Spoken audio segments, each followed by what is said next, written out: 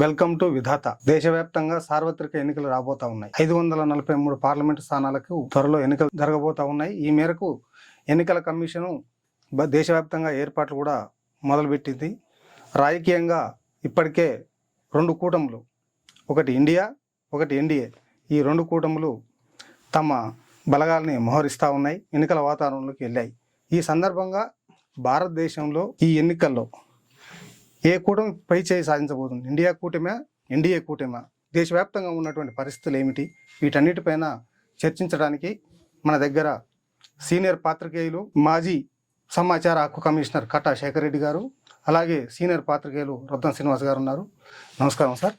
ఈ చర్చ ప్రారంభిద్దాం. భారతదేశంలో ఉన్నటువంటి ప్రస్తుత రాజకీయ పరిస్థితులు ఎలా ఉన్నాయి? ఎన్నికల వాతావరణం వేడెక్కింది. ఇప్పటికే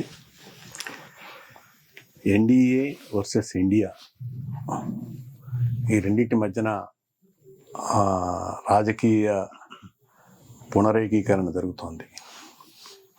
ఈ కూటమిలో చేరే వాళ్ళు ఇక్కడ, అక్కడ చేరే వాళ్ళు అక్కడ జరుగుతూ ఉంది. డెఫినెట్గా ఈ ఎన్నికలు 2024 లోక్సభ ఎన్నికలు భారతదేశ చరిత్రలో ఒక పెద్ద మైలురాయి కాబోతున్నాయి. అందుకనే అన్ని పార్టీలు కూడా చాలా ప్రతిష్టాకరంగా పోరాడడానికి సిద్ధమవుతున్నాయి. గత 10 సంవత్సరాల కాలంలో ఎన్డీఏ చేసిన మంచి పనులు, చెడ్డ పనులు, వాటికి వ్యతిరేకంగా సమీకృతమైన వివిధ సామాజిక వర్గాలు, వాటికి నాయకత్వం వహించే ప్రతిపక్షాలు అన్నీ కూడా ఒక క్లైమాక్స్ దీనికి వచ్చేసినాయి. మొత్తంగా 145 మంది లోక్సభ సభ్యుల్ని సస్పెండ్ చేయడం అనేది ఇది దేశ చరిత్రలో ఇప్పుడు జరగల. చాలా అకారణంగా, చాలా పెట్టి ఇష్యూస్ తోటి అసలు ఏమాత్రం డెమోక్రటిక్ సంప్రదాయాలకు, ప్రజాస్వామ్య సంప్రదాయాలకు విలువనివ్వకుండా, గౌరవం ఇవ్వకుండా, చర్చకు తావు లేకుండా బిల్లులు ఆమోదించడము, ప్రతిపక్షాన్ని లేకుండా చేయడం, ప్రతిపక్షాన్ని సభ నుంచి లేకుండా చేసి బిల్లులు ఆమోదించడం. ఖచ్చితంగా ఇదంతా ఒక నియంతృత్వ పాలన దిశగా దేశాన్ని నడిపిస్తున్నారని చెప్పడానికి ఇంతకన్నా తార్కాణం అవసరం లేదు. దీన్ని ప్రతిఘటించడానికి అవతల ఇండియా కూడా అంతే గట్టిగా, బలంగా సమీకృతం అవుతా ఉంది. ఈసారి బీజేపీ తిరిగి అధికారంలోకి వస్తుందా రాదా అన్నది ఖచ్చితంగా తేలవలసిన విషయం. ఎందుకంటే మళ్ళీ మూడవసారి కనుక బీజేపీ అధికారంలోకి వస్తే ఏం జరగబోతుంది? 10 సంవత్సరాల్లో ఉన్నటువంటి ఎన్డీఏ ప్రభుత్వం మేము అనేక అంశాలు చేశామని చెప్తా ఉంది. ఇదే సందర్భంలో ఎన్డీఏ కూటమి కూడా, ఇది ఇండియా కూటమి వాళ్ళ మీద ఒక విమర్శ చేసింది. డిమానిటైజేషన్ కానీ, కరోనా వచ్చినప్పుడు కానీ మొత్తం కూడా ప్రజలను ఆదుకోవడం విఫలమైంది అని చెప్పి. ఇదే సందర్భం పార్లమెంటు మీద మొన్న జరిగినటువంటి దాడి అంశంలో కూడా బీజేపీ ఎంపీ వాళ్ళని లోపలికి పంపించడానికి పాసులు ఇచ్చాడు, కానీ ప్రతిపక్షం మీద చర్యలు తీసుకున్నారు. ఈ సంఘటనల మీద అసలు ఏ విధంగా? బీజేపీ అనేది ఎప్పుడు కూడా తను చేయదలుచుకున్నది చేస్తుంది.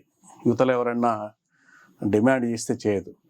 మీరు ఇప్పుడు చూడండి, ఈ దేశంలో ఈ గత బీజేపీ 10 సంవత్సరాల కాలంలో అనేక మంది సామాజిక కార్యకర్తలు హత్య చేయబడ్డారు. పన్సారే, షోలాపూరు నాయకుడు ప్రొఫెసర్ భైరప్ప, గౌరీ లంకేష్, ఇంకా ఒక హేతువాద ఉద్యమ నాయకుడు, ఇట్లా అనేక మందిని చంపేసిన వాళ్ళు నిక్షేపంగా ఉన్నారు. బాంబు పేలుళ్లకు కారకులైన, బెల్గాంలో బాంబు పేలుళ్లకు కారకులైన వాళ్ళు కూడా నిక్షేపంగా ఉన్నారు. గాంధీని, నెహ్రూను అసలు అనరాని మాటలన్న, అత్యంత దుర్మార్గమైన మాటలు మాట్లాడిన ఎంపీ, వాళ్ళకు ఎంపీ టికెట్లు ఇచ్చి గెలిపించినాడు మోడీ. కానీ బీజేపీ కానీ, ఆర్ఎస్ఎస్ కానీ వాళ్ళు ఎప్పుడు కూడా deviate car. They will be very stubborn. ఎందుకంటే అది పార్టీ స్వభావమే అంత. అది ఒక నియంతృత్వ లక్షణాలను నరనరాన జీర్ణించుకున్న వ్యవస్థ అది. వాళ్ళు మారరు. వాళ్ళు ఎంత మారరు అంటే, వాళ్ళు జాతీయ జెండాలకు 55 సంవత్సరాల పాటు జాతీయ జెండాకు దండమే పెట్టలేదు. వాళ్ళు అసలు జాతీయ జెండాను గుర్తించమేము, కాషాయ ధ్వజం మాత్రమే మా జెండా అని ప్రకటించుకున్న పార్టీ అది. వాళ్ళకి 55 సంవత్సరాల తర్వాత అర్థమైంది, మనము జాతీయ జెండాను గుర్తించకపోతే ఈ ప్రజలు మనల్ని స్వీకరించేటట్టు లేరు అని చెప్పి అర్థమయ్యి మారినారు. కొంత మారి వచ్చినారు. కానీ వాళ్ళు మళ్ళీ ఈ దేశాన్ని కాషాయ ధ్వజం వైపు నడిపించడానికి ప్రయత్నం చేస్తా ఉన్నారు. ఆ పార్టీ స్వభావం ఏంటంటే ఈ సమాజంలో అసమానతలు చాలా సహజం, వర్ణ వ్యవస్థ చాలా సహజం, పేదవాళ్ళు ఉంటారు, పెద్దవాళ్ళు ఉంటారు, ఎవరి బతుకు వాళ్ళదే, దీన్ని మనం ఉద్ధరించాల్సింది ఏమీ లేదు, ఇది చాలా సహజంగా ఉండే పరిణామం, దానికి 5 ఏళ్ళు ఒక తీరు ఉండవనే సిద్ధాంతం, 5 ఏళ్ళు ఒక తీరుగా ఉండవు అనే సిద్ధాంతం చెప్తారు. చెప్పి ఆ పెద్ద వర్గాలకు మద్దతుగా నిలబెట్టడం, దేశాన్ని, అధికారాన్ని, రాజ్య వ్యవస్థను ఈ పెద్ద వర్గాలకు, సంపన్న వర్గాలకు అండగా నిలబెట్టడమే ఆర్ఎస్ఎస్ స్వభావము, బీజేపీ స్వభావం. అవి ప్రజల పార్టీలు కాదు, పెద్దల పార్టీలు, వ్యాపారుల పార్టీలు. ఈ దేశంలో ఒకప్పుడు రాజ్యాన్ని ఏలిన భూస్వామ్య వర్గాల పార్టీలు, రాచరిక వర్గాల పార్టీలు. సో బీజేపీ బీజేపీ అనేది వాస్తవమైనప్పటికీ రెండోసారి కూడా అధికారం చేపట్టింది. అనేక రాష్ట్రాల్లో బీజేపీ అధికారంలోకి రాగలిగింది. మొన్న జరిగిన ఎన్నికల్లో కూడా 4 రాష్ట్రాల్లో గెలిచింది. విజయవంతంగా వాళ్ళు ప్రజల్ని మభ్యపెట్టగలుగుతున్నారు, ఇప్పటికి కూడా మభ్యపెట్టగలుగుతున్నారు. మేము అందరి అన్ని వర్గాల పార్టీ అని చెప్పి నమ్మించగలుగుతున్నారు. దానికి కారణం ఏంటంటే వాళ్ళు దానికి ఉపయోగిస్తున్న సాధనం ఏంటంటే మతం అనేది పేదవాడైనా పెద్దవాడైనా దేవుడి దగ్గర, మతం దగ్గరకు వచ్చేటప్పటికి తొందరగా సరెండర్ అవుతాడు, తొందరగా కన్విన్స్ అవుతాడు. ఆ మతాన్ని అడ్డం పెట్టుకొని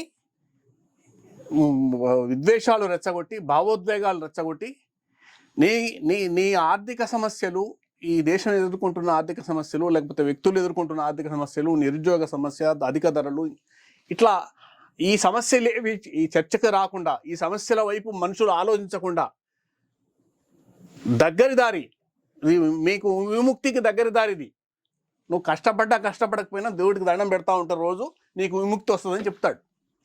ఇది అట్లాంటి పార్టీ బీజేపీ. ఏంటంటే రాముని నమ్ముకో, మతాన్ని నమ్ముకో, ముస్లింలను వ్యతిరేకించు, కాశ్మీర్ను ఎజెండాలో పెట్టు, ఇదే పని వాళ్ళకి, ఇంకొక పని ఏం లేదు.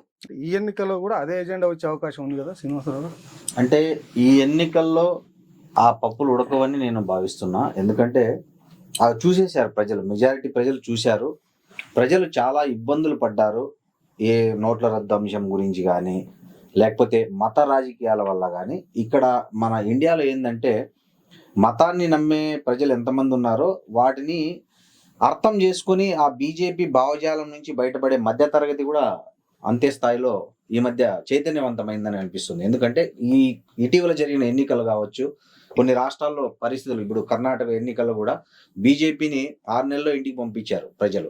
సో ఈ తరహా ఒక ప్రజా వ్యతిరేకత, మోడీ అమిత్ షాల నేతృత్వంలో జరుగుతున్న ఒక నియంతృత్వ పాలన మీద ఒక అంతర్లీనంగా ప్రజలలో ఒక తిరుగుబాటు అనేది క్లియర్గా ఉంది. అది మొన్న గెలిచిన 4 రాష్ట్రాల్లో అనేది అక్కడ దాన్ని హేతుబద్ధంగా చూడకూడదు, ప్రాతిపదికగా తీసుకోకూడదు. పార్లమెంటుకు అసెంబ్లీ ఎన్నికల ఫలితాలు ఒకలాగా ఉంటాయి, పార్లమెంటు ఎన్నికల ఫలితాలు ఒకలాగా ఉంటాయి. సో అసెంబ్లీ ఎన్నికల్లో స్థానిక అంశాలు ఎక్కువ ప్రాధాన్యత చూపిస్తాయి, పార్లమెంట్ ఎన్నికల్లో జాతీయ అంశాలకు ఎక్కువ ప్రాధాన్యత ఇస్తారు.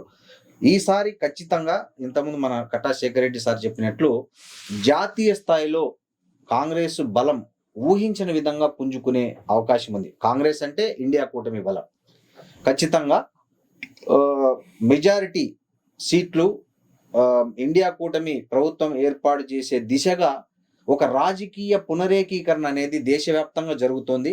దానికి బలం చేకూర్చింది రాహుల్ గాంధీ జోడో యాత్ర అయితే, దాన్ని కంటిన్యూ చేస్తున్నది మాత్రం ఇండియా కూటమి.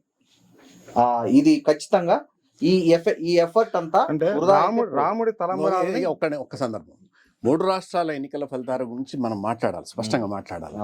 3 రాష్ట్రాల ఎన్నికల ఫలితాలు బీజేపీకి అనుకూలంగా వచ్చినాయి కాబట్టి మళ్ళీ జాతీయ స్థాయిలో ఈసారి బీజేపీకి అవకాశం వస్తుందనే ఆర్గ్యుమెంట్ ఉందిగా, అది తప్పుడు అవగాహన అనేది చెప్పొచ్చు. ఎందుకంటే ఇదే కాంగ్రెస్ 2018లో జరిగిన 3 రాష్ట్రాల ఎన్నికల్లో కాంగ్రెస్ గెలిచింది, ఇదే 3 రాష్ట్రాల్లో కాంగ్రెస్ గెలిచింది. కానీ ఆ తర్వాత 4 మాసాలకే జరిగిన లోక్సభ ఎన్నికల్లో, 2019లో జరిగిన లోక్సభ ఎన్నికల్లో ఈ 3 రాష్ట్రాల్లో రాజస్థాన్లో మొత్తం సీట్లు, మధ్యప్రదేశ్లో 1 సీటు తప్ప మొత్తం సీట్లు, ఛత్తీస్గఢ్లో 1 సీటు తప్ప మొత్తం సీట్లు బీజేపీ గెలిచింది. అందుకనే అసెంబ్లీలో గెలిచినంత మాత్రాన్ని లోక్సభలో గెలుస్తారనే గ్యారంటీ ఏం లేదు. తర్వాత ఖచ్చితంగా ఈసారి మోడీ వ్యతిరేకత అనేది ఉంది. ఇంతకుముందు శ్రీనివాస్ చెప్పినట్లుగా దేశంలో మోడీ వ్యతిరేకత అనేది ఉన్నది. మోడీని దించాలే, మోడీని మార్చాలే అనే మార్పు అనే నినాదం ఇవాళ దేశమంతటా ఉంది. అంటే ఇది అయోధ్య రాముడి తలంబరాలని అధిగమిస్తుందా? బీజేపీ ఎప్పట్లాగే ఈసారి ఏం చేయబోతున్నదంటే రామ జన్మభూమిని పూర్తి చేసేసి జనవరి 22 నాటికి పూర్తి చేసేసి పెద్ద ఎత్తున ఒక సంబరం చేయదలుచుకుంది. వందలాది రైళ్లు అక్కడికి ఏర్పాటు చేసి ఉచితంగా, ఇప్పుడు మధ్యప్రదేశ్ లో కూడా మీకు రాముని ఉచితంగా చూపిస్తామని చెప్పి ప్రచారం చేసినారు. వాళ్ళు మీకు ఉచితంగా బియ్యం ఇస్తామని చెప్పరు, ఉచితంగా లేకపోతే సౌకర్యాలు కల్పిస్తామని చెప్పరు, పెన్షన్లు ఇస్తామని చెప్పరు, నిరుద్యోగ వృత్తి ఇస్తామని చెప్పరు, ఉద్యోగాలు ఇస్తామని చెప్పరు. నీకు రాముని దగ్గరికి ఉచితంగా తీసుకుపోతాం నీ గుండు కొరికించడానికి ఈ చెప్తారు. దానికి ఏం చేసినారు, ఒక వందలాది రైళ్లు వేస్తున్నారు. ఈ ప్రారంభోత్సవం అయిన తర్వాత జరిగేది ఏంటంటే ఎన్నికల దాకా రామ జన్మభూమికి జాతర నడుస్తుంది. ఈ లోపున ఏం చేసినారు తెలుసా, పెద్ద ఎత్తున రాముడి తలంబ్రా, నిజానికి రాముని గుడి కాలే, అది ప్రారంభోత్సవం కాలేదు, దేవుని విగ్రహాన్ని ఇంకక్కడ పెట్టలే. కానీ రాముడి తలంబ్రాల పేరుతో కొన్ని వందల బస్తాల బియ్యం ప్రతి రాష్ట్రంలో తీసుకొచ్చి పెట్టినారు. ఎక్కడ ఈ తలంబ్రాలు అంటే ఆడో పెళ్లి చేసినాము, రావుడు పెళ్లి చేసినాము, ఆ తలంబ్రాలను తీసుకొచ్చి కొన్ని వందల బస్తాల బియ్యము అన్ని రాష్ట్రాలకు తరలించి పెట్టారు. ఈ 100 బస్తాలు కూడా సరిపోవు, ఇంటింటికి పంచాలంట. ఈ 22వ తేదీ నాటికి ఇంటింటికి తలంబ్రాలు చేరాలి. చేరడానికి మళ్ళా ఆ రాష్ట్రాల్లో ఇంకొన్ని బియ్యం కొని ఆ బియ్యం ఈ బియ్యం కలిపి ఇంటింటికి బియ్యం పంపిణీ చేసే కార్యక్రమం, తలంబ్రాల బియ్యం పంపిణీ చేసే కార్యక్రమాన్ని బీజేపీ చేయబోతున్నది. అంటే దీని మీద ఒక చర్చ కూడా జరుగుతుంది మహిళల్లో. అసలు గుడే ప్రారంభంగా లేదు, తలంబ్రాలు అని చూస్తున్నాయి. అదే అంటే బీజేపీ రాజకీయాలు ఎంత అనాగరికంగా ఉంటాయో, ఎంత అన్సైంటిఫిక్ గా ఉంటాయి అనడానికి తలంబ్రాలు బెస్ట్ ఎగ్జాంపుల్. మనకి దేవుణ్ణి చూపించేసి మనకి వెనకటికి ఒక సామెత ఉంది, చందమామను చూపించేసి చేతిలో ఉన్నది కొట్టేయడం. అవును, దేవుణ్ణి చూపించేసి నీ ఓటు కొట్టేయాలని ప్రయత్నం చేస్తా ఉంది. డబుల్ పిహెచ్డి దాంట్లో వాళ్ళు బాగా నేర్పరులైనారు. నువ్వు ఆర్థికంగా నష్టం జరిగిన నష్టం గురించి కానీ, కోవిడ్ సందర్భంగా జరిగిన నష్టం గురించి కానీ, మిగతా ఏమైనా సరే వాటి గురించి వాళ్ళు జనం గుర్తుపెట్టుకోకూడదు. కేవలం ఇప్పుడు జరుగుతున్నది మాత్రమే గుర్తుపెట్టుకోవాలి. ఆ గుర్తుపెట్టుకోవడానికి ఇవన్నీ తీసుకొచ్చి పెడతారు. అందుకని ఈ ప్రయత్నాలన్నీ బీజేపీ చేస్తుంది. కానీ ఇంతకుముందు ఇంకొక మాట చెప్పినాడు శ్రీనివాస్, ప్రజలు చాలా తెలివిమంతులు. నేను ఎప్పటికీ ప్రజల సామర్థ్యాన్ని నాకు గౌరవం ఉంది. ఓకే, మళ్ళా రేపు మోడీకి ఓటు వేసినా సరే నేను ప్రజల సామర్థ్యాన్ని, ప్రజల ఇష్టాన్ని గౌరవిస్తాను. ఎందుకంటే అనేక రాష్ట్రాల్లో చూసినాం, ఇదే మోడీ బెంగాల్లో పోయి ప్రచారం చేసినాడు, బీహార్లో పోయి ప్రచారం చేసినాడు, ఒరిస్సాలో పోయి ప్రచారం చేసినాడు, హిమాచల్ ప్రదేశ్లో పోయి ప్రచారం చేసినాడు. ఏమైనాయి ఇవన్నీ? ఎటువైనాయి? రీసెంట్ గా కర్ణాటకలో ఒక స్థానిక నాయకుడి కంటే ఎక్కువగా పెద్ద ఎత్తున రోడ్ షోలు చేసినాడు, ర్యాలీలు చేసినాడు. తెలంగాణ కూడా చేసి, కానీ ప్రజలు రిజెక్ట్ చేసినారు. తెలంగాణలో కూడా అమిత్ షా, మోడీ సర్వశక్తులు వడ్డినారు. కానీ ఇక్కడ కూడా ప్రజలు తిరస్కరించారు వాళ్ళని. ఇంకెక్కడ ఆయన ముఖం చూసి ఓట్లు వేసిన ప్రాంతం ఒక మధ్య భారతం, అంతే. రాజస్థాను, మధ్యప్రదేశ్, ఛత్తీస్గఢ్. ఈసారి లోక్సభ ఎన్నికల్లో తీసుకురమని అదే పర్ఫార్మెన్స్ ఈసారి చేయమని చెప్పండి. మహారాష్ట్రలో చేయమని చెప్పండి, బీహార్లో తీసుకురమని చెప్పండి, ఉత్తరప్రదేశ్ ఈసారి 66 సీట్లు గెలవను. Let him do. అంటే మొన్న పార్లమెంట్ లో అమిత్ షా మాట్లాడుతూ పిఓకే ఏదైతే ఉందో, పిఓకే కోసం మేము సీట్లు రిజర్వ్ చేసి పెట్టాం, దాన్ని ఆక్రమించుకుంటున్నాం. దాని సెంటిమెంట్ దేశంలో ఏమైనా ప్రభావితం చేస్తాం? ఇదంతా బోగస్. పిఓకి ఆక్యుపై చేసేది లేదు. పోయి మొన్న అదేది ఒకసారి స్ట్రైక్ చేసి వచ్చినారు, సర్జికల్ స్ట్రైక్ చేసి వచ్చినారు. ఏమైంది? ఏం కాదు. ఈ రోజు కూడా నా నలుగురు పోలీసుల్ని కాల్ చంపినారు, పెట్టుకున్నారు వాళ్ళు. ఆ చైనా వాడు చేసే చొరబాటు చైనా వాడు చేస్తున్నాడు, పాకిస్తాన్ వాడు చేసే దురాఘాతాలు పాకిస్తాన్ వాడు చేస్తున్నాడు. ఈడ మనల్ని దేశంలో ఉండే జనాన్ని మభ్య పెట్టడానికి మాత్రం అక్కడ ఏదో ఉద్ధరిస్తున్నట్టు, అక్కడంతా ప్రశాంత వాతావరణం వచ్చినట్టు బిల్డప్ ఇస్తా ఉన్నారు. ఇప్పుడు దేశవ్యాప్తంగా గోడి మీడియా ఉంది. చాలా మీడియా సంస్థలను వాళ్ళు ఆధీనంలో పెట్టుకున్నారు, వాళ్ళ నియంతృత్వంలో పెట్టుకున్నారు. కాబట్టి చాలా ఘోరాలు బయటికి రావట్లేదు. కాబట్టి మనకు తెలియట్లేదు మిగతా రాష్ట్రాలకు. జమ్మూ కాశ్మీర్లో ఏం జరుగుతుంది అనేది మనం జమ్మూ కాశ్మీర్కి పోతే కానీ తెలియదు. ఎందుకంటే అక్కడ జరిగే ఏవి సగం కూడా రావు మన దృష్టికి. ఇప్పుడు ఇంతగా నిన్ననే అనుకుంటా 87 మంది మణిపూర్ కుకీల సుప్రీంకోర్టు జోక్యం చేసుకొని అవును వాళ్ళ బాడీ సప్పచెప్పండి, వాళ్ళకి అంత్యక్రియలు చేయించండి అంటే 87 మంది సామూహికంగా ఒక్కచోట ఖననం. ఇజ్రాయెల్లో కూడా అంత దుర్మార్గంగా జరగట్లే. అంత ఇక్కడ జరిగితే ఇంతవరకు దాన్ని ఖండించిన పాపాన పోలే. అంత దుర్మార్గ పార్టీ దీనికి మానవత్వం లేదు. బీజేపీ ఆర్ఎస్ఎస్ వాళ్ళకు మానవత్వం అనేది ఉండదు. మతతత్వం తప్ప మానవత్వం ఉండదు. అంటే మోడీ మాట్లాడుతూ ఇక్కడ ముస్లింలకు ఇతర మైనారిటీస్ కు ఎలాంటి ప్రమాదం లేదు, ప్రశాంతంగా జీవిస్తున్నారు అని చెప్పి మోడీ ఒక స్టేట్మెంట్ ఇచ్చాడు. ఇక్కడ నిజంగా మైనారిటీలకు రాష్ట్రంలో దేశంలో స్వేచ్ఛ ఉందా? ప్రజాస్వామికంగా వాళ్ళు బతికే పరిస్థితిలో ఉందా? ఏదున్నా మన దక్షిణాది రాష్ట్రాల్లో ఉంది తప్ప అంతో ఇంతో వాళ్ళకి స్వేచ్ఛ స్వాతంత్రాలు. ఉత్తర భారతదేశంలో మైనారిటీలకు ఎలాంటి స్వేచ్ఛ స్వాతంత్రాలు లేవు మన దక్షిణ భారతదేశంతో పోలిస్తే. ప్రతిపక్ష పార్టీలు అధికారంలో ఉన్న రాష్ట్రాల్లో మాత్రమే ఇదంతా సాధ్యమవుతున్నది. అవును, బీజేపీ అధికారంలో ఉన్న రాష్ట్రాలలో ఈ రోజు కూడా రోజు దాడులు జరుగుతూ ఉన్నాయి. ఇది గోరక్షకుల పేరుతోటి అనేక మంది ముస్లింల పిల్లల మీద దాడులు, దౌర్జన్యాలు, హత్యలు అనేకం జరుగుతూ ఉన్నాయి. రాజస్థాన్ ఉదాహరణ, ఉత్తరప్రదేశ్ ఉదాహరణ. ఈ దారుణాలను ప్రతిపక్షాలు అధికారంలో ఉన్న చోట మాత్రమే ఈ కంట్రోల్లో ఉంది. బీజేపీ అధికారంలో ఉన్న చోట ఎక్కడ కూడా ముస్లింలకు కానీ, మైనారిటీలకు కానీ, దళితులకు కానీ రక్షణ లేదు. ఖచ్చితంగా ఈ వర్గాలకు వ్యతిరేకమైన పార్టీ ఆ పార్టీ. అవును సార్, అది లేటెస్ట్ ఎగ్జాంపుల్ ఏంటంటే ఇప్పుడు బీజేపీ అధికారంలో ఉన్న చోట ఈ మైనారిటీలు, దళితులు తినే ఆహారం మీద నిషేధం పెడతారు వాళ్ళు. మొన్న గెలిచిన 3 రాష్ట్రాల్లో వెంటనే ముఖ్యమంత్రి కోడిగుడ్ల అమ్మకాన్ని, చికెన్ అమ్మకాన్ని, మాంసం అమ్మకాన్ని నిషేధించాడు. అంటే ఒక వర్గం తినే తిండి మీద కూడా నువ్వు రిస్ట్రిక్షన్స్ పెట్టినప్పుడు నీకు స్వేచ్ఛ ఉందని ఎట్లా చెప్పాలి? హలాల్ చేసిన మాంసం తినొద్దండి అని అంటే ఇది ప్రజాస్వామ్య దేశం. ఎవరి మతాచారాలు వాళ్ళవి. వాళ్ళ మతాచారం ప్రకారం వాళ్ళు తినొద్దని నువ్వే రిస్ట్రిక్ట్ చేయడానికి. కర్ణాటకలో హలాల్ అనే దాన్ని కూడా ఒక ఇష్యూ చేసి ఎన్నికల ప్రచారం చేసినారు. బురకాన్ ఇష్యూ చేసినారు, జనం రిజెక్ట్ చేసినారు. నేనేమంటున్నా, ముస్లింలను అప్పీల్ చేయాల్సిన పనిలే, అడ్డగోలుగా అప్పీల్ చేయడం అనేది కూడా తప్పు. మతవాద శక్తులు ఏవైనా సరే, నేను ఒకటి స్పష్టంగా చెప్పదలుచుకున్నాను, హిందూ మతవాద శక్తులైనా సరే, ముస్లిం మతవాద శక్తులైనా సరే, ఈవెన్ సిక్కు మతవాద శక్తులైనా సరే కట్టడి చేయాల్సిందే. ఖచ్చితంగా ఉన్మాదంతో మతం అనేది తలకెక్కితే అదొక ఉన్మాదంగా మారుతుంది. మతాన్ని జీవన విధానంగా, ఒక విశ్వాసంగా నమ్మినంత కాలం ఇబ్బంది లేదు. సమాజాన్ని దాన్ని గౌరవించాలి. ఎందుకంటే అన్ని దేశాల్లో ఎవరి మతం వాళ్ళకు ఉంది, ఎవరి జీవన విధానం వాళ్ళకు ఉంది. ఆ జీవన విధానంలో భాగంగా ఉంటాడు. దేవునికి దండం పెట్టుకుంటాడు, బొట్టు పెట్టుకుంటాడు, దానికి కట్టు బొట్టు, వాళ్ళకు తిండి, వాళ్ళకు ఆచారం ఏమి ఉంటాయి. పంచగట్టుడు పంచగడతాడు, టోపీ పెడతాడు. నువ్వెవరు నియంత్రించడానికి, మార్చడానికి. తర్వాత ఇదంతా మానవ నాగరికత కొన్ని వేల సంవత్సరాలు గడిచి వచ్చి ఇవాళ ఈ దశకు చేరుకున్న తర్వాత నువ్వు మళ్ళీ నేను తీసుకెళ్ళి పాత పద్ధతుల్లో, పాత సంప్రదాయాలు, పాత వాటిల్లో నిలబెడతానంటే అది అత్యంత దుర్మార్గమైన ఆలోచన విధానం. అది పరమతస్తులే కాదు, ఆదివాసీలు, గిరిజనులు, కుకీసు, ఇట్లాంటి నిమ్న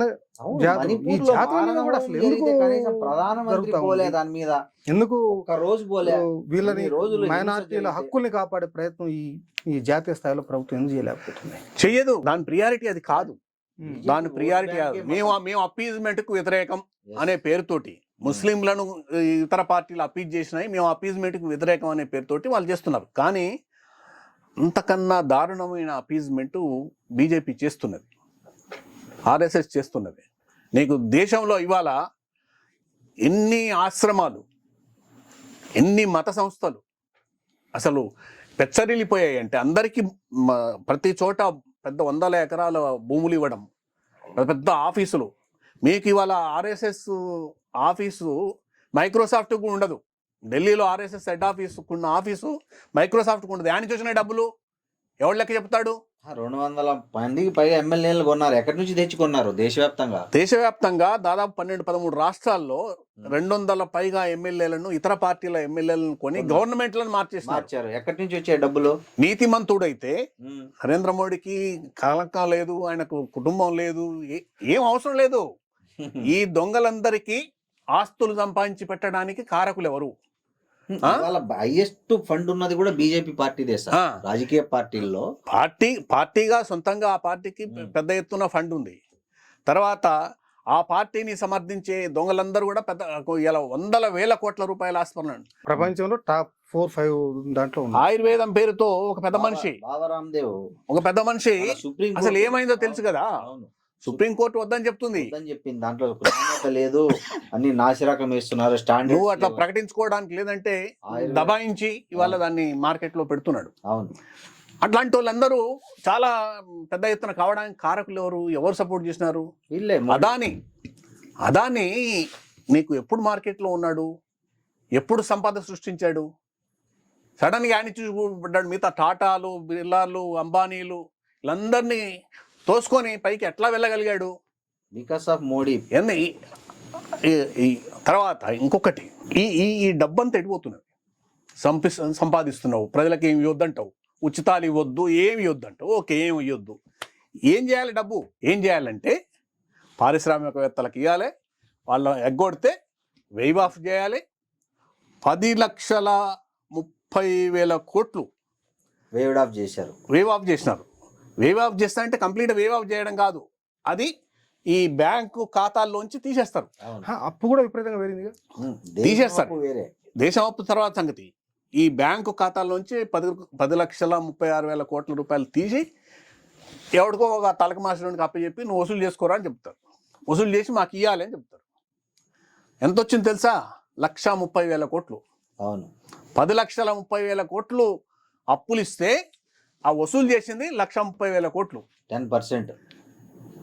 అంటే వాళ్ళకైతే నువ్వు ఇంతైనా చేయొచ్చు, కానీ ప్రజలకు లేదు. 3,000 పెన్షన్ ఇస్తే తప్పు, లేదు వాడికి ఎవడన్నా నిరుద్యోగ భృతి ఇస్తే తప్పు, రైతులకు ఎరువులు ఇస్తే తప్పు, ఉచిత కరెంటు వద్దంటాడు. ఏం వద్దండి.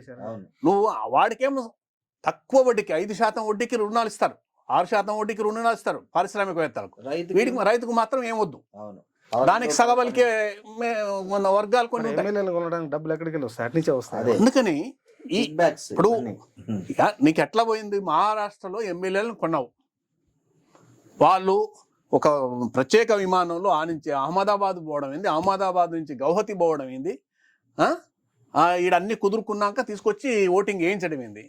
ఇదంతా ఊరికినే జరుగుతుందా? ఎవరి ప్రమేయం లేకుండా జరుగుతుందా?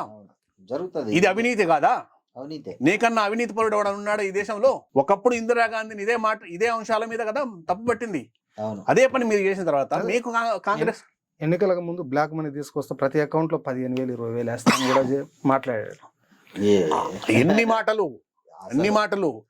ఆయన మద్దతుదారులు వీళ్ళంతా ఏంది? మోడీ వస్తే డాలర్ విలువ 40 రూపాయలకు పడిపోతుంది, 30 రూపాయలకు పడిపోతుంది, 30 రూపాయలకు వస్తుంది పెట్రోల్. బాబా రామ్దేవ్ చెప్పాడు, రవిశంకర్, బాబా రామ్దేవ్, ఇదే మోడీ గ్యాస్ సిలిండర్ ధర ఎట్ట పెంచుతాడని మాట్లాడినాడు. వీళ్ళంతా ఇవన్నీ జనం మర్చిపోరు. స్మృతి ఇరానీ అయితే ఢిల్లీ సిలిండర్ పెట్టుకొని ధర్నాలు చేసింది. కాంగ్రెస్ గవర్నమెంట్ లో సిగ్గుండదా? ఇప్పుడు సిగ్గు లేదు. ఎట్లా మాట్లాడతారు మీరు? ఇవన్నీ విస్మరించారు మీరు. పెట్రోల్ డీజిల్ ను రోజు పెంచిన నీచ చరిత్ర ఏదైనా అది బీజేపీ ప్రభుత్వం. అందుకని ఖచ్చితంగా ఈసారి ఇండియా వర్సెస్ ఎన్డీఏ జరిగే పోరాటంలో ఇండియా కూటమికి చాలా అనుకూల వాతావరణం ఉంది. కాంగ్రెస్ ప్రాంతీయ పార్టీ, జాతీయ పార్టీ కాదంటున్నారు. బీజేపీ కూడా ప్రాంతీయ పార్టీనే. అవును, బీజేపీ కూడా ప్రాంతీయ పార్టీనే. ఏ రాష్ట్రానికి ఎన్ని రాష్ట్రాలు ఉన్నాయి దేశంలో? ఎన్ని రాష్ట్రాలు ఉన్నాయి దేశంలో? ఎన్ని రాష్ట్రాల్లో బీజేపీ అధికారంలో ఉంది? అదే కొలమానం అయినప్పుడు కాంగ్రెస్ కు ప్రాంతీయ పార్టీ అని చెప్పడానికి అది కొన్ని రాష్ట్రాల్లోనే ఉందని చెప్తున్నారు కదా, మీరు కొన్ని రాష్ట్రాల్లో ఉన్నారు అంతే. అందుకని ఈసారి అపోజిషన్ ఫోర్సెస్ అన్ని యునైట్ అవుతున్నాయి కావాలి. బీజేపీ మరొకసారి గెలిస్తే ఈ దేశానికి చాలా నష్టం జరగబోతున్నది. ఇప్పటికే చాలా నష్టం జరిగింది. ఆ నష్టం ఏంటంటే అన్ని రంగాల్లో ఉంది, అన్ని రంగాల్లో నష్టం ఉంది. ఆయన సున్నం వేస్తున్నాడు, ఓ మోడీ ఓ మహానేత, ప్రపంచ నేత. ఇదంతా ఆ అమెరికాలో ఉండే కొన్ని ఏజెన్సీలకు డబ్బులు ఇచ్చి రాయించుకునే సర్వేలు ఇవన్నీ, సొంత డబ్బాలు. అవేవి ప్రామాణికమైనవి కాదు. ఒక విషయం చెప్తా, నేను ఆ మాట ఎందుకు ప్రామాణికమైనవి కాదు అంటే, ఈ దేశంలోనే మోడీకి ఓట్లు వేసిన వాళ్ళు ఎంతమంది? 2019లో దేశంలో 90 కోట్ల పైచిలకు ఓట్లుంటే 2019లో మోడీకి పడిన ఓట్లు ఎన్ని? దాదాపు 38% సార్. 37%. అది మొత్తం ఓట్లలో, అంటే పోలైన ఓట్లలో 37%, పోలైన ఓట్లలో 37%. అవును. కానీ మొత్తం పోలు అయినవి కానీ మొత్తం 90 కోట్ల ఓట్లలో చూస్తే 25%. అర్థమైందా? అది దేశ జనాభాలో చూస్తే, దేశ జనాభాకు ఈ పోలు ఓట్లు వేసిన దీంతో చూస్తే 16%. అంటే ఈ దేశంలోనే నిన్ను 16% మంది మించి నిన్ను ఆమోదించలే, 25% మించి ఓటర్ల మిమ్మల్ని ఆమోదించలే, 37% మంది మిమ్మల్ని ఆమోదించినారు, 67% మంది 63% మంది వ్యతిరేకంగా ఉన్నారు. మీరు ఇంకేదో ప్రపంచ మహానాయకుడు, ప్రపంచం గుర్తించిన ఏకైక నాయకుడు, ఇదంతా ఉత్త బోగస్.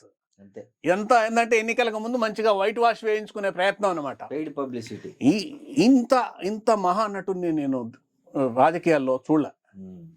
ఇంత వేషాలు వేసుడు, ఇన్ని రకాల అదేంది మన్ కీ బాత్ అని, అదని ఇదని, తప్పుడు చరిత్రలు, తప్పుడు నరేషన్లు, అబద్ధాలు ప్రచారం చేయడము. కానీ 10 సంవత్సరాలు ఒక్కసారి కూడా మీడియా ముందుకు వచ్చి సమాధానం రాడు. ఆయనకు ఆ ఫేసే లేదు, దమ్ము లేదు. అసలు ప్రధాని అంటే డెమోక్రటిక్ స్పిరిట్ ఉన్నోడు ఎవడైనా సరే పీపుల్ ని ఫేస్ చేయడానికి సిద్ధపడతాడు. డెమోక్రటిక్ స్పిరిట్ ఉన్నాడు ఎవడైనా సరే, ప్రజాస్వామ్య పూర్తి ఉన్న ప్రతి నాయకుడు ప్రజల్ని ఫేస్ చేయడానికి సిద్ధపడతాడు. డెమోక్రటిక్ స్పిరిట్ లేనివాడు, జ్ఞానం లేనివాడు, డొల్ల మనస్తత్వం ఉన్నవాడు, కేవలం బై డిఫాల్ట్ నాయకత్వ స్థానాల్లో వచ్చిన వాళ్ళు ఉంటారు. అంతే కదా. అతను first time MP, first time prime minister. అంతే.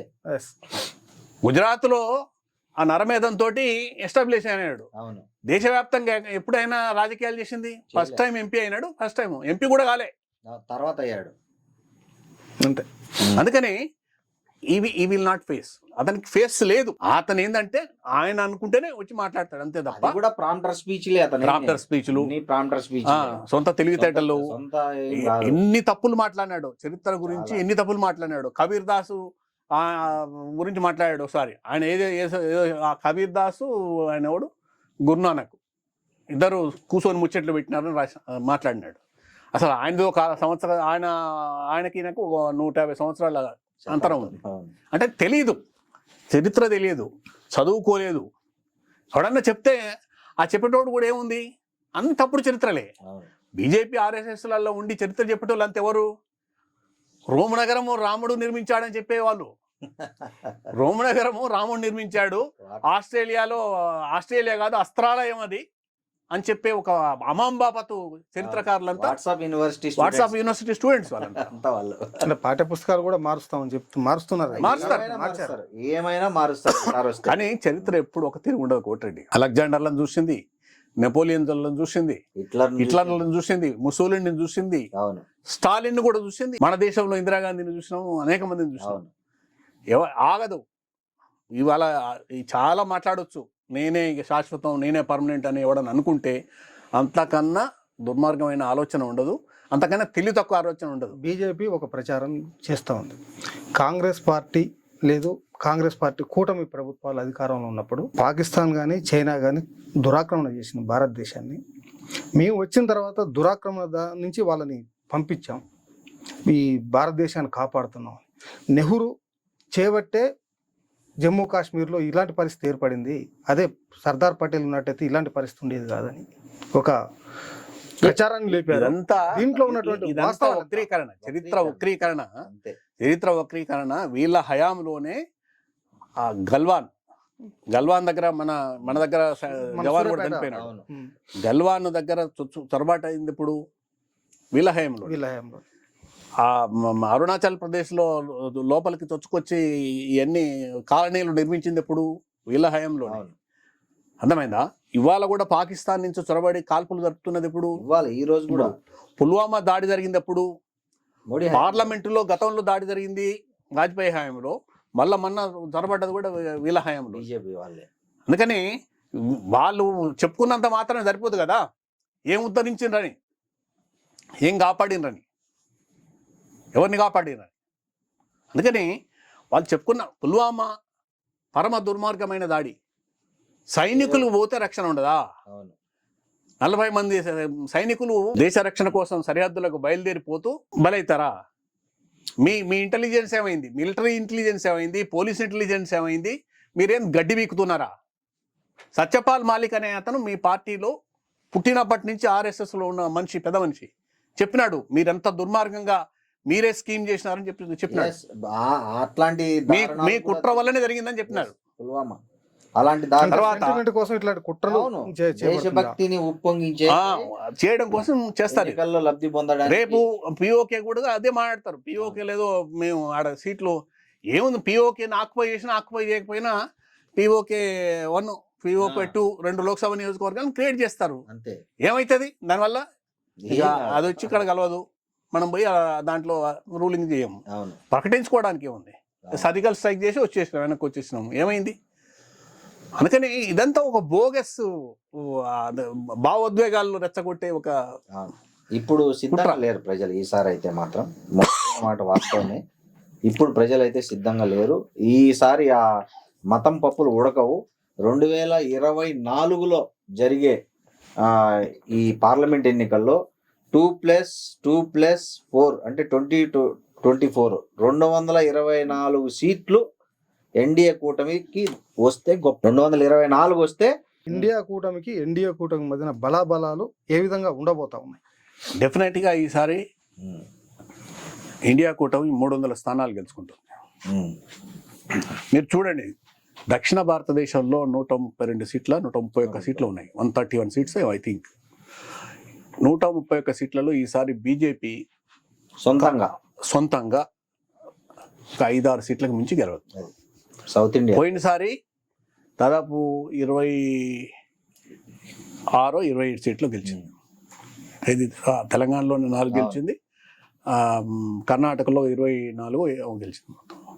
ఈసారి రెండు రాష్ట్రాల్లోనే ఏమన్నా అంతో కొంత రావాల్సింది, 5-6 సీట్లకు మించి రావు. ఈడనే పోతున్నాయి, ఒక 20 మైనస్ అవుతున్నాయి. మహారాష్ట్ర పోయినసారి శివసేన వీళ్ళిద్దరు కలిసి ఉన్నారు, 30 సీట్ల దాకా గెలుచుకున్నారు. ఇక్కడ రాజకీయం చూడండి, శివసేనతో జతగట్టి ఎన్నికల్లో పోయి శివసేన ఓట్లతో ఎంపీ స్థానాలు గెలుచుకున్న బీజేపీ అధికారం కోసం అదే శివసేనని బలి తీసుకుంది మహారాష్ట్రలో. బీజేపీ అనేది ఒక ధృతరాష్ట్ర కౌగిలి. అది ప్రాంతీయ పార్టీలను ఎప్పటికైనా తినేస్తుంది. తను సహజ స్వభావం ఏంటంటే దానికి పట్టు దొరికిందాక వెయిట్ చేస్తుంది, అంతే. పట్టు దొరికిందాక వెయిట్ చేస్తుంది. పట్టు దొరికిందంటే అందరినీ తినేస్తుంది. ఈడ బీఆర్ఎస్నైనా అదే పనిచేస్తుంది, ఆడ వైసీపీనైనా టీడీపీనైనా. టీడీపీని ఖతం చేయాలన్న ప్లాను చంద్రబాబు నాయుడు పారనీయలేదు, నడవనీయలేదు. కాబట్టి చంద్రబాబు నాయుడు మీద ఇప్పుడు పగబట్టిరాళ్ళు, అంతే. అర్థమైందా? ఎక్కడైనా ప్రాంతీయ పార్టీలని మింగేసే పార్టీ ఎవడైతే గట్టిగా ఎదురు నిలబడి కొట్లాడుండో వాళ్ళే బతుకుతారు. లేదు వాడు పోయి వాడి సంకలనం దూరిండ్రంటే వన్స్ ఫర్ ఆల్ ఫినిష్, వాడు కూడా పోతాడు ఇంత పాటు. అందరినీ ఫినిష్ చేస్తుంది ఆ పార్టీ. రెండో పాయింట్, ఇంతకుముందు మీరు పటేల్ నెహ్రూ గురించి అడిగిన మాట, జమ్మూ కాశ్మీర్ సర్దార్ పటేల్ ఈ దేశ విభజన జరగక తప్పదు, అదొక్కటే మనకున్న ఆప్షను. కలిపి ఉంచడం అంటూ జరిగితే పెద్ద ఎత్తున రక్తపాతం జరుగుతుంది. ఎందుకంటే అవతల బలంగా డిమాండ్ ఉంది, ఇవతల కూడా ఒక విపరీతంగా బాయిలింగ్ ఉంది అని ఈ పార్టీలో చర్చ జరుగుతున్నాడు. ఫస్ట్ దేశ విభజనని యాక్సెప్ట్ చేసింది సర్దార్ పటేల్. హిస్టరీ తీసి రికార్డ్స్ తీసి చూడండి. విపి మీనన్ రాసిన ఇంటిగ్రేషన్ గురించి రాసినాడు, ఆయన బుక్ రాసినాడు. విపి మీనన్ సర్దార్ పటేల్కి సెక్రటరీ, ఆంతరంగిక కార్యదర్శి. ఆయన ఆ ఎక్స్పీరియన్సెస్ అని రాసినాడు. దాంట్లో ఉంది, చూడండి. దేశ విభజన యాక్సెప్ట్ చేసింది నెహ్రూ, గాంధీ కాదు. ఫస్ట్ లేదు మనం we have to go head, ఇంక దీన్ని ఇక్కడ ఆపకపోతే ఇంకా చాలా నష్టం జరుగుతుందని చెప్పిన మనిషి ఆయన. ఆర్ఎస్ఎస్ కు వ్యతిరేకి. ఆర్ఎస్ఎస్ ను నిషేధించింది కేంద్ర హోంమంత్రిగా ఆయనే. ఉపప్రధానిగా, కేంద్ర హోంమంత్రిగా నిషేధపు ఉత్తర్వులు జారీ చేసింది సర్దార్ పటేల్. మరి ఇప్పుడు వాళ్ళే ఓన్ చేసుకుంటారు. ఓన్ కాదు, ఆడికి ఏం లేదు. చరిత్రహీనుడు ఏం చేస్తాడంటే, చరిత్ర లేనివాడు ఏం చేస్తాడంటే ఏదో ఒక ఆధారం సంపాదించుకోవాలి, ఏదో ఒక ఇంత సందు సంపాదించుకొని వీడిని తిట్టడం కోసం మన దగ్గర తీయడం, అంతే.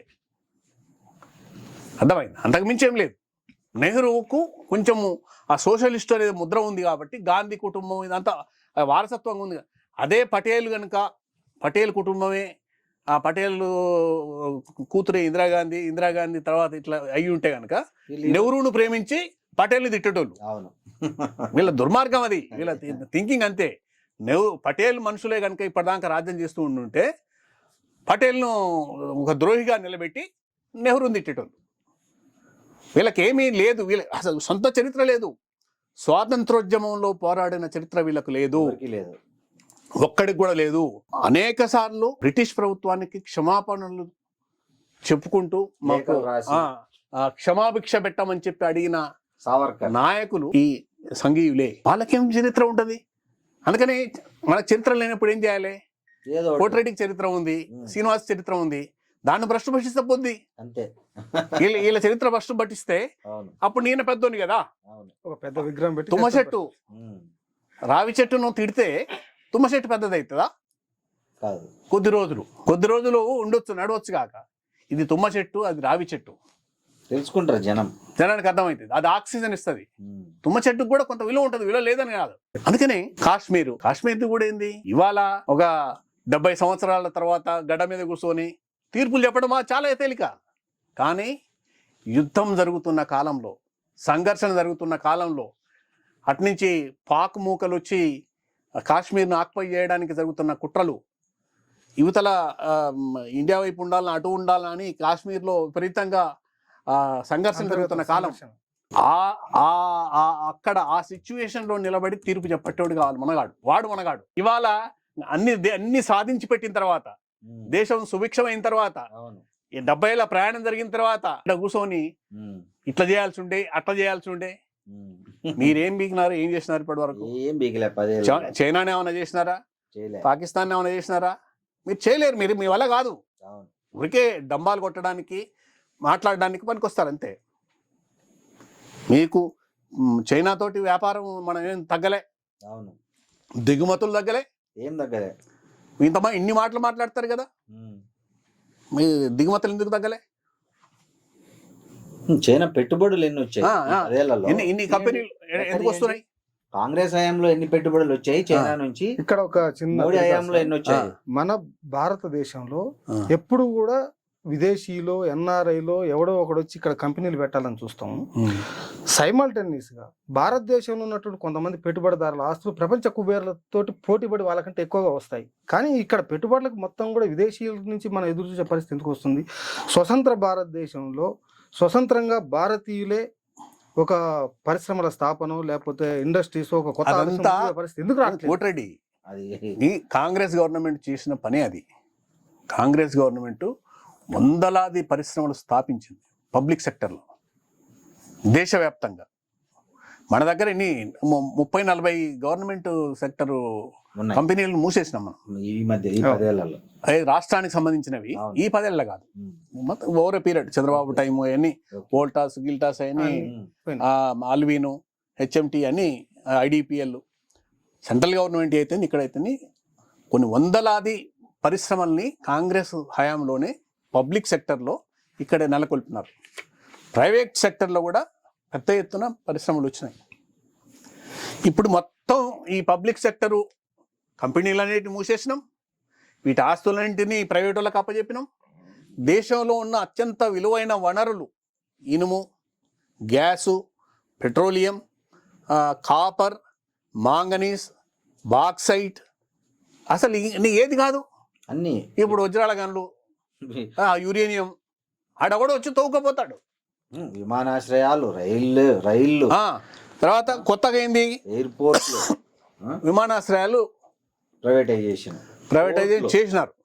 చేసి కూడా బొంబాయిలో జీవీకే వాళ్ళు కట్టినారు, విమానాశ్రయం కట్టినారు. కానీ వాళ్ళు ఎవరి దగ్గర ఉంది అది? అదాని ఎందుకుంది? బెదిరించారు, బెదిరించి వాడి మీద కేసులు పెట్టి జైలు వేస్తామని చెప్పేసి ఐటీ దేశంలో కనీసం 30-40 పరిశ్రమల్ని అదాని అనేవాడు ఇదే సేమ్ స్కీమ్ ఈడీ వచ్చి దాడి చేస్తుంది, కేసులు పెడుతుంది. ఆ తర్వాత నెలకు 2 నెలలకు 3 నెలలకు అదాని తోటి ఒప్పందం అవుతుంది, సెటిల్మెంట్ అవుతుంది. మన దగ్గర కృష్ణపట్నం రేవు, గంగవరం రేవు అవును ఎందుకు పోయినాయి? ఇదే దేశంలో ఇవాళ రేవు పట్టణాలన్నీ ఒక్క కంపెనీకి, అదాని చేతిలో ఉంది. అమెరికా ఇప్పటికీ కూడా నేను ప్రజాస్వామ్య దేశం అని ఎందుకు నమ్ముతా అంటే ఆడ ఉంది మోనోపాలీ ఉంది, మోనోపాలీకి వ్యతిరేకంగా చట్టాలు ఉన్నాయి. ఈడ కూడా చట్టం ఉంది, ఎవడు ఏ రంగం పైన మోనోపాలీ ఉండొద్దు, కాన్సన్ట్రేషన్ ఆఫ్ పవర్ అనేది ఒక చోట ఉండొద్దు అనేది ఇక్కడ కూడా చట్టాలు ఉన్నాయి. కానీ అమలు చేసేవాడు ఎవడు? మొత్తం రేవు పట్టణాలు ఒకటి చేతికి వెళ్ళిపోయినాయి, మొత్తం విమానాశ్రయాలు ఒకటి చేతికి వెళ్ళిపోతున్నాయి. ఇవి అయిన తర్వాత నువ్వు దేశ రక్షణ కానీ దేశానికి సంబంధించిన ఎనీథింగ్, ఆ ముంద్రా పోర్టు 20,000 కోట్ల విలువ చేస్తే మత్తు మందులు అక్కడ దొరికినాయి. ఆ కేసు ఇంతవరకు అసలు అది ఎవ్వడు ఎక్కడి నుంచి వచ్చినాయి? నీకు ఒకటి ఓడలలో వచ్చినాయి, నీ అడ్రస్ కి వచ్చింది. ఎవడు ఏమిటని నీకు తెలిసాల్సిన అవసరం ఈ ప్రభుత్వానికి ఉందా లేదా? ఇంతవరకు లేదు. ఎవడి మీద కేసు లేదు, ఈ రోజు వరకు లేదు. కేజ్రీవాల్ మీద మాత్రం కేసులు పెట్టింది. అది లేని దాని మీద పెట్టి ఈడ వాడు చిన్న అది తెచ్చుకొని తింటే కూడా మనం వేస్తున్నాం, లోపల వేస్తున్నాం. తప్పే అది, తప్పు కాబట్టి వేస్తున్నాం. కానీ వాడు 20,000 కోట్ల విలువ చేసే మత్తు మందులు, గంజాయి, చరకు, డ్రగ్స్ అన్ని వస్తే వాడి మీద కేసు లేదు. అసలు రేపు నీకు వాడి పోర్టు మీద నీకు పెత్తనం ఉండదు, వాడి పోర్టు దగ్గర వాడే కాపలా, ఏదైనా తీసుకొస్తాడు, ఆయుధాలు తీసుకొస్తాడు. రేపు నీకు తేడా వస్తుంది, గవర్నమెంట్ కు నీకు తేడా వస్తుంది, అదానికి నీకు తేడా వస్తుందయా? ఈ దేశంలో విద్రోహ శక్తులకు ఆయుధాలు తీసుకొస్తాడు, ఏం చేస్తాను అంటే ఒక వ్యవస్థలో ఒక పెట్టుబడిదారుడికి ఒక రంగంలో మోనోపాలిటీ వస్తే అతడికి ప్రభుత్వానికి మధ్యన విభేదాలు వస్తాయి. ఎందుకంటే ప్రజాస్వామ్య ప్రభుత్వంలో 5 సంవత్సరాలకు ఒకసారి ఎన్నికలు జరిగితే ఒకసారి ఒక ప్రభుత్వం ఉంటుంది, ఒకసారి ఇంకో ప్రభుత్వం ఉంటుంది. రేపు ప్రభుత్వాన్ని ఛాలెంజ్ చేసి ప్రైవేట్ సైన్యాన్ని ఏర్పాటు చేసుకుని ప్రభుత్వాన్ని ఛాలెంజ్ చేసే పరిస్థితి వస్తే ఏమిటి దేశ భవిష్యత్తు? భారతదేశం అంత బలహీనమైంది కాదు కానీ చెప్తున్నా, వాడు సైన్యాన్ని ఏర్పాటు చేసుకొని ఛాలెంజ్ చేసుడు కాదు కానీ దేశానికి వ్యతిరేకంగా దేశభక్తి పేరుతో దేశాన్ని అత్యంత నిర్వీర్యపరిచిన నాయకత్వం ఏదన్నా ఉందంటే అది మోడీ నాయకత్వమే. దేశభక్తి పేరుతో ఈ దేశ ప్రజల ఆస్తులను సంపన్నులకు, కార్పొరేట్లకు కట్టబెట్టి దేశ ద్రోహానికి పాల్పడిన నీచ చరిత్ర రాజకీయంగా ఎవరికన్నా ఉందంటే అది మోడీ నాయకత్వంలో జరిగిన ఇదే. కాబట్టి ప్రజలకి ఈ 10 ఏళ్లలో బాగా అర్థమైంది, ముఖ్యంగా మధ్యతరగతి ప్రజలకు బాగా అర్థమైంది వాళ్ళు ఎంత గుల్లయ్యారో. 100 మార్కును పెట్రోల్ డీజిల్ దాటించిన చరిత్రను ప్రజలు మర్చిపోలేదు. 400-500 గ్యాస్ ఉన్నదాన్ని 1200-1300 చేసిన చరిత్రను మధ్యతరగతి ప్రజలు మర్చిపోలేదు. పేదలు అంతకంటే మర్చిపోలేదు కరోనా సమయంలో మోడీ చేసిన సాయము. ఇప్పుడు మళ్ళీ ఏదో ఉచిత బియ్యం 2028 వరకు అంటున్నా కూడా ఎవ్వరు మోడీని నమ్మే పరిస్థితిలో లేరు. ఉచిత బియ్యం కాదు, ఉచిత తలంబ్రాలు మాత్రమే. బియ్యం స్కీమ్ ను పొడిగించాడు 2028 వరకు. అంటే అతనికి తెలుసు 1 year తర్వాత ఎట్లో నేను ఉండను కాబట్టి వచ్చేటోళ్ళు ఏమైనా చేసుకునేది. కానీ ఇట్లాంటి డ్రామాలు నమ్మే రోజులు లేవు ప్రజల్లో. క్లియర్ గా సార్ ఇంతకుముందు చెప్పినట్లు మార్పు అనేది వాళ్ళ మైండ్ లో పడినాక ఎవరెన్ని చెప్పినా ఏం చేసినా తలంబ్రాలు ఇచ్చినా వాళ్ళు అవి సావు తలంబ్రాలు చేస్తారు తప్ప పెళ్లి తలంబ్రాలుగా చేయరు. బీజేపీకి చావు తలంబ్రాలు ఇస్తున్నారు. ఈ దేశంలో పెట్టుబడిదారుల యొక్క మోనోపోలి పోయి ఒక ప్రజాస్వామిక వాతావరణం రావాలి. అదే సందర్భంలో ఒక నాలెడ్జి డెవలప్మెంట్ అనేది జరిగి ఒక క్రియేషన్ ఉండి సంపద అందరి పద్ధతులు సృష్టించబడాలంటే అసలు ఏం జరగాలి ఈ దేశంలో? ప్రజాస్వామ్య ప్రభుత్వం ఉండాలి, ప్రజాపక్షపాతంతో విధాన నిర్ణయాలు జరగాలి, సంపద కూడా ప్రజాపక్షపాతంతో పంపిణీ జరగాలి. ఇప్పుడు కొన్ని రాష్ట్రాల్లో ఈ స్కీముల పేరుతో జరుగుతున్నది. స్కీములలో మితిమీరి స్కీములు పెట్టిన రాష్ట్రాలు కొంచెం ఆగమవుతున్న మాట నిజమే, కానీ ఒక పద్ధతి ప్రకారం ఈ ప్రజలకు విద్య, వైద్యం ఈ రెండింటి విషయంలో ప్రజలకు అండగా నిలబడాలి. ప్రజల చేతి నుంచి డబ్బులు పెట్టలేని పరిస్థితి తీసుకురావాలి. నువ్వు ఈ స్కీములల్లో 2,000, 3,000, 10,000 ఇచ్చుడు కాదు. విద్యకు వైద్యానికి డబ్బులు జనం పెట్టకుండా చూడాలి, జనం చేతి నుంచి పడకుండా చూడాలి. That should be the top priority ఏ ప్రభుత్వం అయినా సరే. అవి రెండు చేయగలిగితే మిగతా అన్ని నువ్వు ఇచ్చినా ఇవ్వకపోయినా నడుస్తుంది. ఇండియా కూటమి ఆ దిశగా పయనించే అవకాశం ఉందా? రావాలి, తప్పనిసరిగా రావాలి, తప్పనిసరిగా చేస్తుందని. ఒక్కరికంటే 10 మంది మధ్య ప్రజాస్వామ్యం పరిడవిల్లుతుంది, ఏకపక్షంగా ఉండదు ఇండియా కూటమిలో. ఒకటి గుర్తుపెట్టుకోండి, నేనేమంటా, థామస్ జెఫర్సన్ చెప్పినాడు, నీకు మీడియా కావాలన్నా ప్రభుత్వం కావాలన్నా అంటే నాకు మీడియానే కావాలి, ప్రభుత్వం లేకపోయినా పర్వాలేదు అన్నాడు. ఎందుకంటే ఆ ఫ్రీడమ్ కావాలి, స్వేచ్ఛ కావాలి.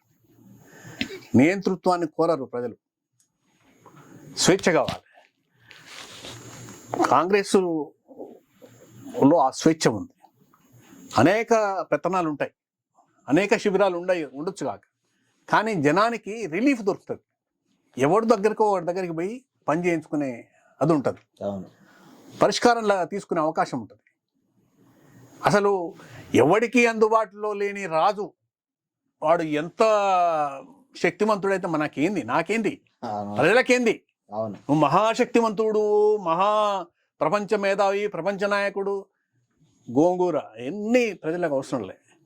మాకు ఉపయోగపడడా, మాకు యాక్సెసిబుల్గా ఉండడా, మేము వెళ్ళి మాట చెప్పుకోవచ్చా లేదా, మమ్మల్ని చూస్తాడా చూడడా. నువ్వు 100 పెట్టు, కానీ నువ్వు డెమోక్రటిక్గా ఉండడం అనే దాన్నే ప్రజలు కోరుకుంటారు. నువ్వు స్పందిస్తున్నావా లేదా, నాకు కష్టం వచ్చింది, నేను వరదల్లో కూరుకున్నా, వచ్చినావా, చూసినావా, ఏమైనా సహాయం చేసినావా లేదా. నువ్వు దేశం తగలబడిపోని, మణిపూర్ నాశనం అయిపోని, కాశ్మీర్లో కాల్పులు జరగని, గోరక్షకుల పేరుతోటి హింస జరగని, ఎక్కడ ఏమన్నా జరగని, ఆడు రెగ్యులర్స్, వాడు లైంగిక వేధింపులు చేసిన ఎంపీ అనేవాడు కట్టడానికి 6 నెలలు ఉద్యమించాల్సి వచ్చింది. అన్ని కోర్టు ఆదేశాలు ఇవ్వాలి, వాడు ఒకడు రైతుల మీద ట్రాక్టర్ తోలాడు, కార్లు ఎక్కించుకుంటూ పోయినాడు, వాని మీద లేదు యాక్షన్ లేదు, వాని మీద యాక్షన్ లేదు. అంటే కేసులు పెట్టిన తర్వాత అవి కూడా కోర్టులో ఆదేశాలు ఇస్తాయి. కానీ అట్లాంటి ప్రభుత్వాన్ని, అట్లాంటి నాయకుడును ప్రజలు హర్షించరు. మొద్దు నిద్రపోయే నాయకుడిని, అన్నీ జరుగుతున్నా తెలిసి తెలియనట్టు నటించే నాయకుడిని ప్రజలు సహించరు. డెఫినెట్గా ప్రజలు స్వేచ్ఛనే కోరుకుంటారు. నీకు నియంతృత్వం కావాలా, స్వేచ్ఛ కావాలని అంటే ఖచ్చితంగా స్వేచ్ఛనే కోరుకుంటారు. సోషలిస్ట్ దేశాల్లో చూసినాం మనం, అన్నీ ఇస్తాము, మీకు మంచిగా పెడతాము, మీరు నోరిపోద్దు, కాళ్ళు చేతులు కట్టేసుకొని కూర్చోండి అంటే ఒప్పుకోలే జనం. 10, 50 ఏళ్ళు, 20 ఏళ్ళు, 30 ఏళ్ళు చూసినారు, తర్వాత బయటకు వచ్చినారు. ఫ్రీడమ్ కావాలని. అందుకని స్వేచ్ఛ అన్నిటికంటే విలువైనది, ప్రజాస్వామ్యం అన్నిటికంటే విలువైనది. వాటిని కాలరాసే వ్యవస్థ ఏదున్నా సరే దాన్ని జనం తిరస్కరిస్తారు. 5 ఏళ్ళు ఆలస్యం కావచ్చు, 5 ఏళ్ళు అంటే మ్యాక్సిమం 5. ఎవ్రీథింగ్, రాజకీయ భావజాలానికి కానీ, నాయకుడికి కానీ, ప్రభుత్వాలకు కానీ ఎక్స్పైరీ డేట్ ఉంది. సో ఆ ఎక్స్పైరీ డేటు ఇప్పుడు నరేంద్ర మోడీకి, ఎన్డీఏకి వచ్చిందని నేనైతే గట్టిగా నమ్ముతాను. Thank you sir. ఇప్పుడు రాబోయే ప్రభుత్వానికి కూడా ఎక్స్పైరీ డేట్ వచ్చింది. వచ్చే ఎన్నికల తర్వాత ప్రజలు స్వేచ్ఛ కోరుకున్నటువంటి ప్రజాస్వామ్య ప్రభుత్వం ఏర్పడుతుందని ఆశిద్దాం. Thank you sir.